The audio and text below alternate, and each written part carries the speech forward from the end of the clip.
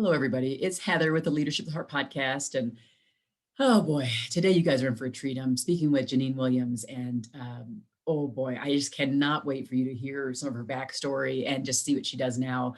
But I saw something, a really amazing, powerful, I guess, viral post that she had put on LinkedIn about just her personal story and a loss that she had experienced recently. And it really touched me in a huge way. I've just got to get her on the show. So welcome, Janine. Thank you. Thank you so much. Where are you anyway in your leadership journey? I am 8 years into being what I define as a reluctant CEO. I had a great business idea and zero experience to lead a company, or much less a software company, where I ended up, and kind of tried to give the idea away to anyone who would lead it. And no one wanted it. So I took it and ran with it. And I'm learning every day, still reluctantly sometimes and wholeheartedly every day. But 8 years into leading a software company here in Denver. And what do you focus on there? We build software for the hospitality industry to manage their retail stores that they have in their lobbies. So like your Courtyard Market or the Hilton Garden Inn Pavilion Pantry, those little kind of essential stores off the front desk when you forgot something or you just need a pint of ice cream to get through the day.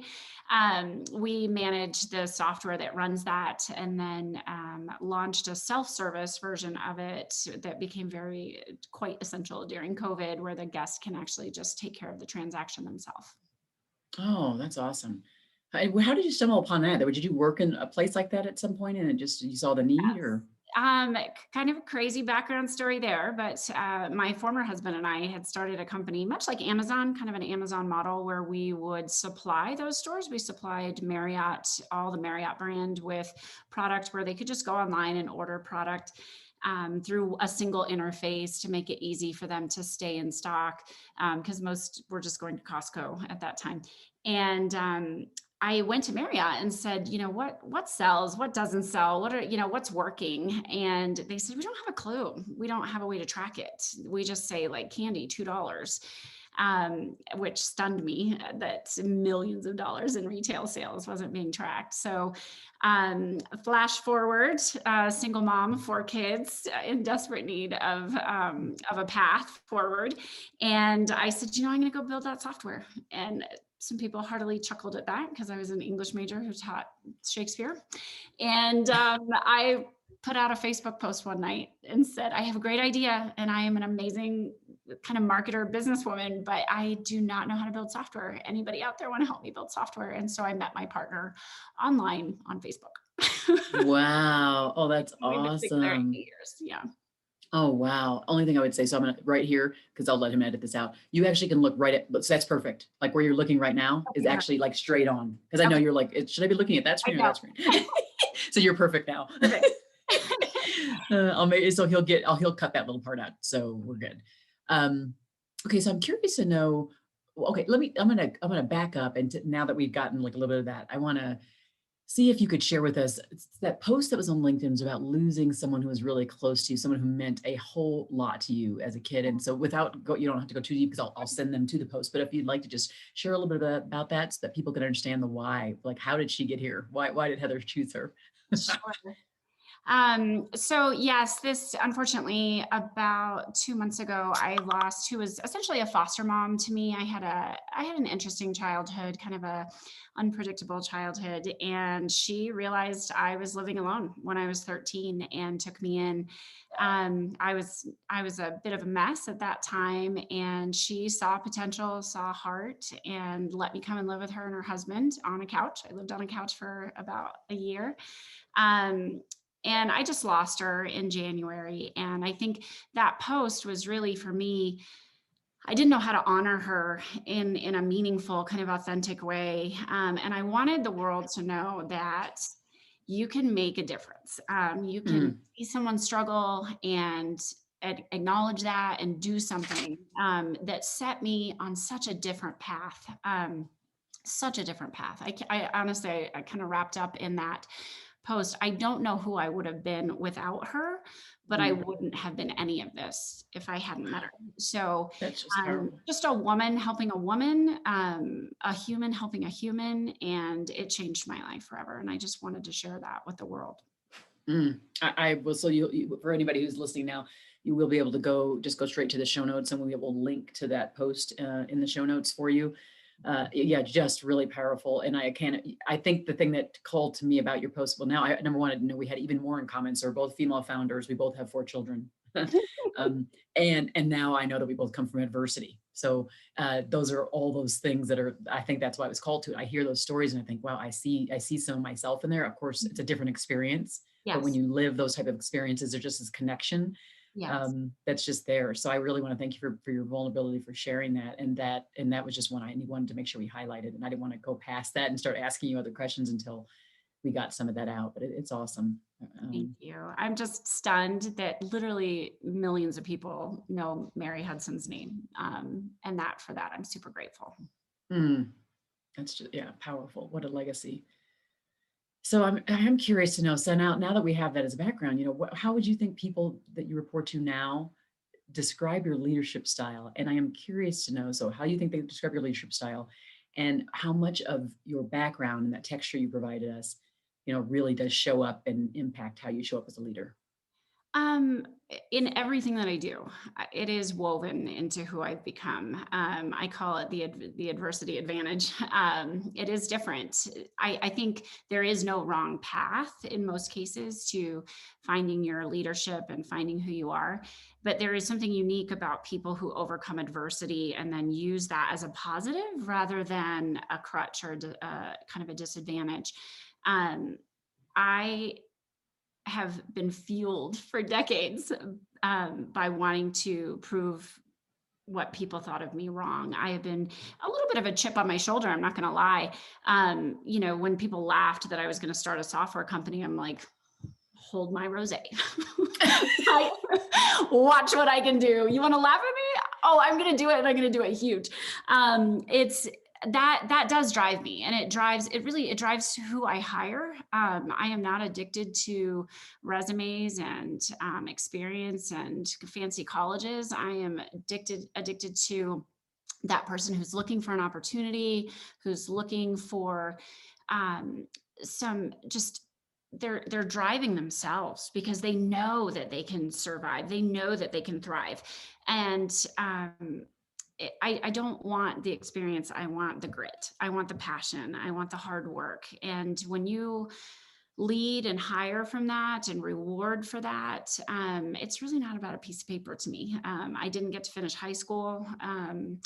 Ended up going through community college, and which was great. I know that was very foundational to me being able to take kind of baby stepping stones to getting out of my situation.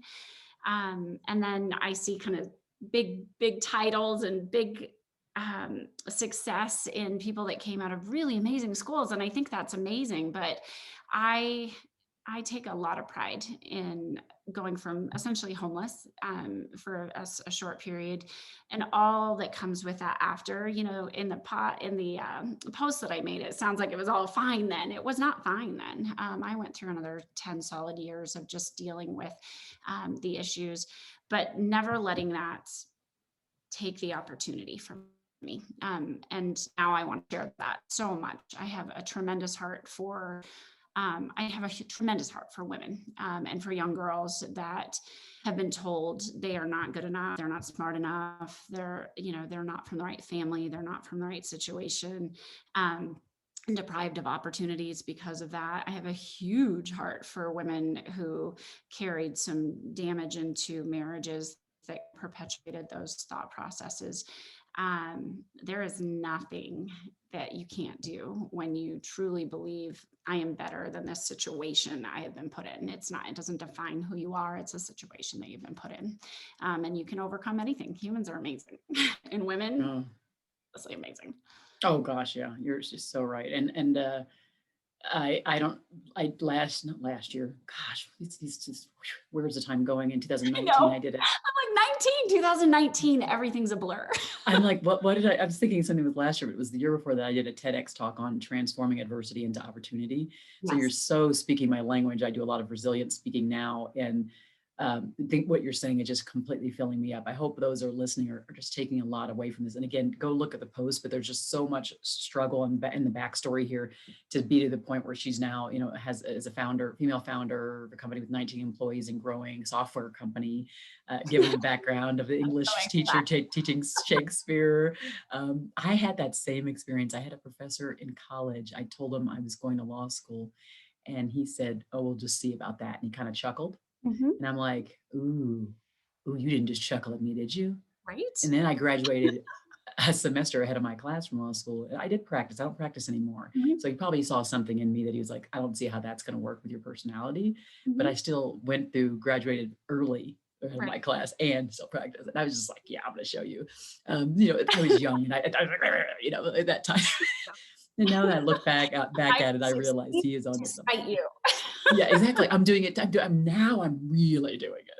So, it's Yeah. just that same exact thing you say. And then your whole life, you're just, again, I think coming from adversity and this, like, for me, this idea of like not feeling worthy or not, that I'm not good enough, this whole thing continues to perpetuate. So then everything you do is this idea of like, it's conscious, that you're thinking, Mhm. I'm going to continue to prove myself. Like I'm still Mhm. worthy. Like I'm more than worthy. Like I'm not, and you just keep doing it and you keep doing it and Yeah. you keep doing it. And so then your drive and your ambition, and you're Yeah. right. I am attracted to the same kind of team members, the same ones that are self-driven, that they just it's internal, and I have a high level of respect for people like that. And you're right, I think it's important to reward people Mhm. who, like, by the way, you just went over and above, like you did these things, you reached that deadline, you Yes. did this thing in a really amazing way, so now you're getting rewarded for it, and I'm exactly where you're at there. Yeah. No Yeah. whiners, please, Absolutely. no whiners. No, no whiners.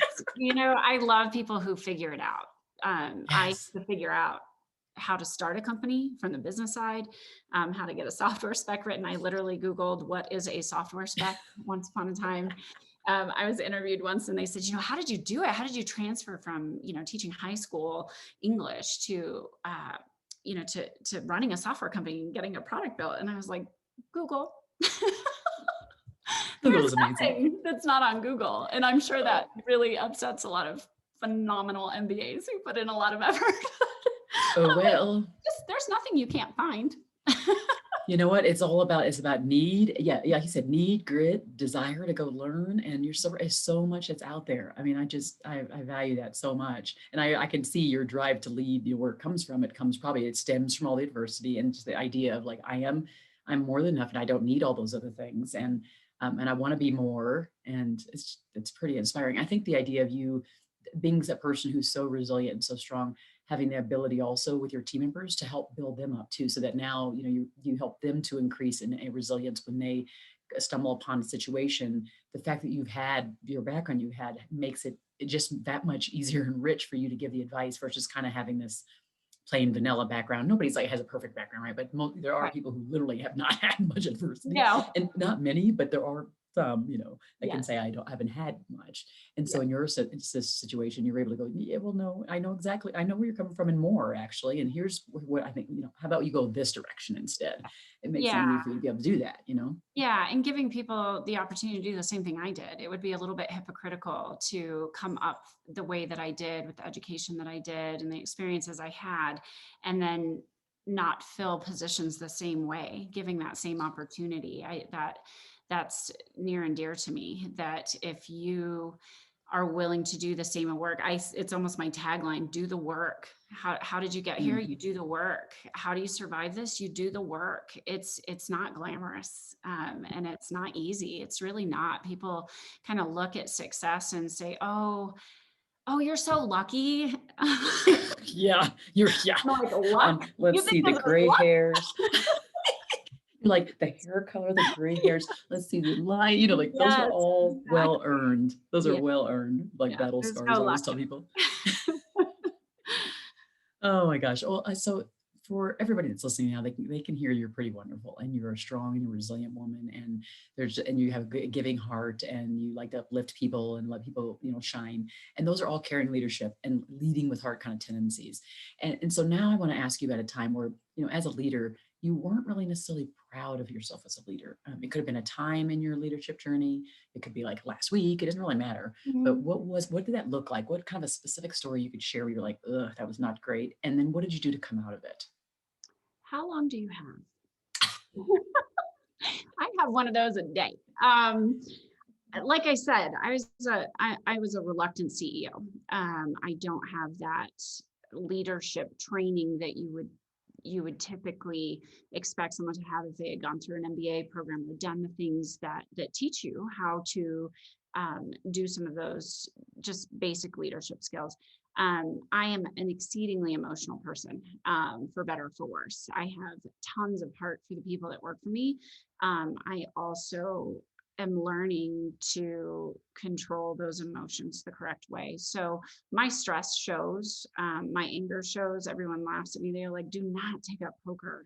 Like, I know when I walk into your office where you are, and that's something I'm working on. I'm dedicated to open and honest. That is really important to me. That someone never has to wonder where they stand or if they're doing their job correctly. Um, but over the last year of COVID and survival and scrappy, I haven't been my best at all times through that period. I find myself angry, and learning to deal with anger or frustration, and how to channel that in a positive way. Okay, you don't like something that's happening or you don't like the direction this is going. How do you take that anger and frustration and like, I work so hard. Why are you not doing your part? And channel that into something that guides and leads and opens up a healthy conversation. I kind of lost my temper about 6 months ago and lost an employee that I love dearly, because she was like, everything is hard and stressful right now. And I don't want to come to work and it's hard and stressful like this. And it's something I regret. I regret losing her, to that kind of, I I did not lead correctly, and I was angry, frustrated, and really vocalized that, in a time when I probably should have taken a breath and gone and come up with a strategy for how to deal with the situation, and I didn't. I kind of, the Gemini in me just and I lost someone I care about very much because of it, and it's really making me realize the leader doesn't get to have those moments all over your team. You need to take a moment for yourself, take care of yourself. I was exhausted, tired, just stretched too thin, not taking care of myself. And my team paid for that stress and exhaustion. And that was a huge learning lesson in 2020. And so now do you find yourself, are you giving yourself more time? Are you giving yourself more grace? What are Uh, you doing differently yes. that's kind of caring for you? Yeah, definitely taking more time, definitely taking more time, with my family and my children. That really kind of got put on a back burner while I was trying to survive this. And then, that leaves you with massive guilt on the other end. You have two families to take care of. I have four children between 11 and 18. They need driving, they need help, they're remote training, or for school they were moved to remote, and you feel this sense of guilt if you're taking really good care of one, you're dropping the other. I hear that, there has to be a work life balance. That to me is not real, in the sense of they can't be even. It's not possible to give even. Sometimes it's all this, and sometimes it has to be all this and everybody else has to wait. I don't like to pull the girl card. I'm very not that, but I do think mothers running companies and households, we guilt ourselves on, in the best of times. I'm not So doing it true. right. So true. So either side would pay kind of for the stress or exhaustion that I was feeling. So took vacation this year, went to Aruba, took some Nice. downtime, um, trying to breathe, take time. I'm setting focus time where no one is allowed to kind of throw things at me. Time for myself to just clarity. We call them clarity breaks. Um, just doing more to be a human instead of being this machine that just has to go 20 hours a day. And it's making a difference. It is.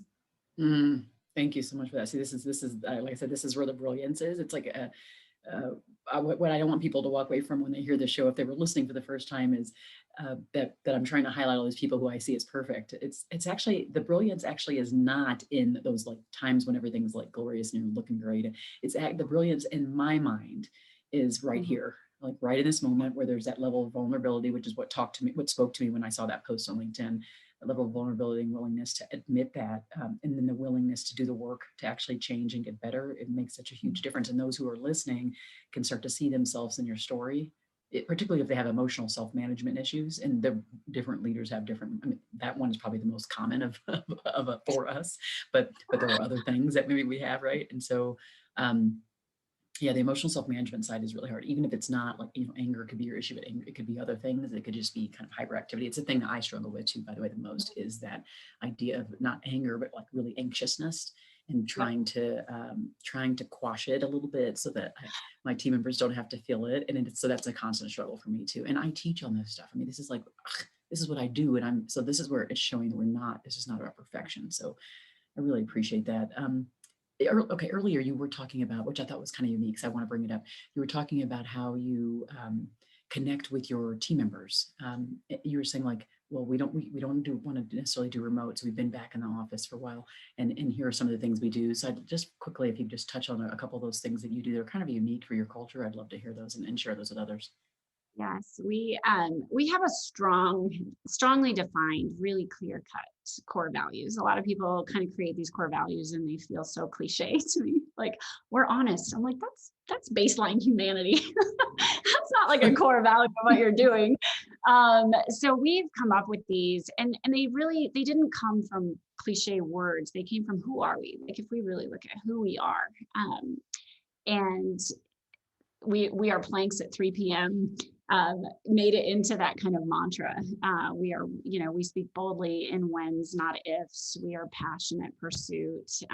We work hard, we play hard, and we commit to that. So we literally do planks every day at 3 p.m., although we've been doing wall sits lately because we're trying to mix it up a little bit. We bowl together. On Tuesdays, we bring our families. We have Impulsify Red happy hours. Everybody wears red on Fridays. Impulsify Red, to me, I have this kind of internal mantra. Impulsify Red is not a hex code. It's not a marketing strategy. It's the core of passion and grit and who we are in our best and worst of times. And everyone who's there lives and breathes that in a way that is unique.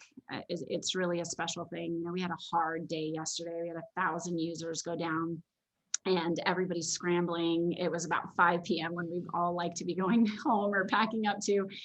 And when I left, we have Slack, and I just said, like, so much went wrong today, so much that it could have just knocked us out. We could have, attacked and pointed fingers. Everybody jumped in and did their part. Everybody supported the other person. That's why I do this. That's why we are Impulsify Red. It's that above and beyond service. And a lot of people, especially in software, above and beyond service is kind of your code of ethics for dealing with your customers. But for us, it's above and beyond service to each other first and foremost, to be our best for our customers, and then just to others outside with a huge commitment to charitable giving that really drives who we are. So that culture is everything to us. It is up on a humongous mural on our wall for sure, but it is lived every day in that office. I love that. And that is the thing that's missing often, is we put these things on walls and on letterheads and on everything else, but we don't, I would always say is we don't necessarily live to them, and we don't necessarily enforce it, so that even from top to bottom, if people aren't living it out, there's a safe space to actually call it out.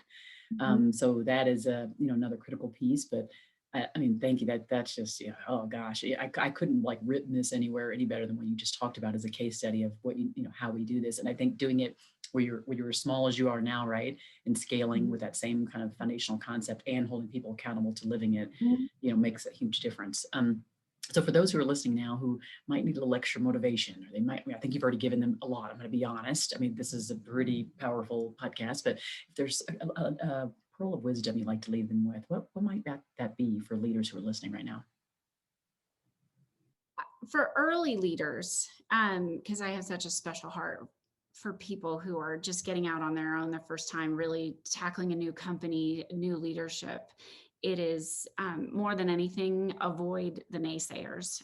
If there's anything that I've learned, I don't think people are naysayers because they want to harm you or because they want to quash your dreams. I think overall, a lot of people think they're doing you a favor. It's safe to have a job that pays you every week, and it is safe to live within these certain confines. And it takes a little bit of crazy to go out and start a business and to commit your, your kid's child, like all of their savings and all of the things that go into jeopardy. It takes some crazy to do that. And then you ask people who are not living that crazy their opinion. Should I be doing this? What do you think of me doing this? I'm going to go out and build software. And people, they think they're helping you by saying no. Surround yourself with business developers, with entrepreneurs, with the crazies. Surround yourself a little bit with the crazy, because there's some brilliant, amazing ideas that come out of that.